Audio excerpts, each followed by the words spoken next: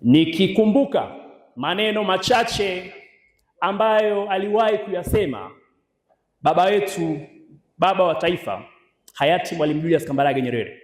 Alisema, kama hauwezi kukumbuka ulipotoka, manake hauwezi ukajua ulipo na hauwezi ukajua unapopaswa kwenda. Ndugu Mwenyekiti, natamani niseme kwa ufupi sana kama ambavyo katibu wa mkoa amenipa nafasi hiyo, na nitafanya hivyo. Ndugu Mwenyekiti, mwaka 1952 Mwalimu Nyerere alipotoka kusoma masomo yake uzamili, masters, Scotland, alirudi. Wakati huo ukoloni ukitaka kumwajiri, aliwakatalia na akaenda kufundisha kwenye shule ya sekondari ya Pugu, akiwa anafundisha biology na historia. Lakini wakati huo huo akaanza harakati za kupambana kumwondoa mkoloni, kwenye harakati za kutafuta amani ambayo leo wa Tanzania tunaishi kwa amani hiyo, kwenye harakati za kutafuta ambazo leo tunaenda kwenye dini zetu, tunaenda kusali makanisani, msikitini bila bugdha yoyote. Mwalimu Nyerere alifanya kazi hiyo, na katika harakati hizo wapo watu wengi waliopoteza uhai kwa sababu ya jitihada za Mwalimu Nyerere. Ninyi mnafahamu, Chifu Mkwawa alifariki kwa sababu anapambania Watanganyika. Kawawa alifariki kwa sababu yupo kwenye harakati hizo hizo. Liti wa Singida alifariki kwenye harakati hizo hizo.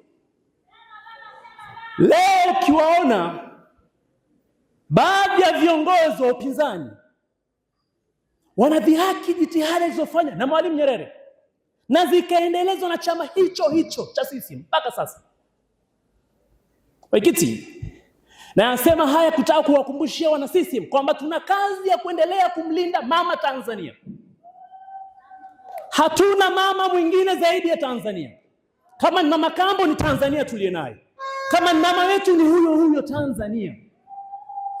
Ndugu Mwenyekiti, mwaka 1992 ndipo lilikuja lengo la kuunda vyama vingi.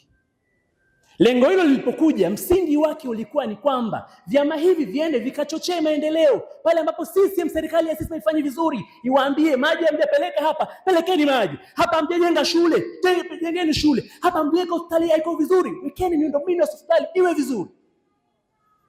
Ukiwaona viongozi wa wapinzani wanaanza kuzungumzia habari ya kuleta machafuko, manake ni nini? Wameona shule zimejengwa. Manake ni nini? Wameona barabara zinapitika. Manake ni nini? Wameona miundombinu ya kwenye afya iko vizuri. Piga makofi sana kwa Chama cha Mapinduzi. Ndio maana leo mimi ujumbe wangu kwenu, kwenye mapambano ya kulinda amani ya nchi hii, hata kijana wa form 6 unahusika, hata kijana wa form 4 unahusika, hata mtumishi wa umma unahusika, hata diwani wa kata unahusika. Pambana kulinda, kwa sababu hauna taifa mbadala. Hivi nini mnakumbuka kazi kubwa ambayo imefanyika? Alafu leo unaona mtu anaongea kwenye mtandao, bwana sisi unapita tu.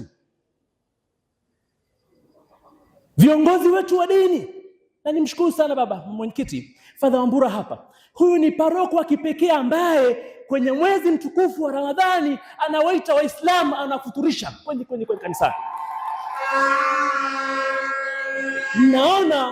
Naona ambavyo viongozi wa dini wanatumika kuunganisha Watanzania.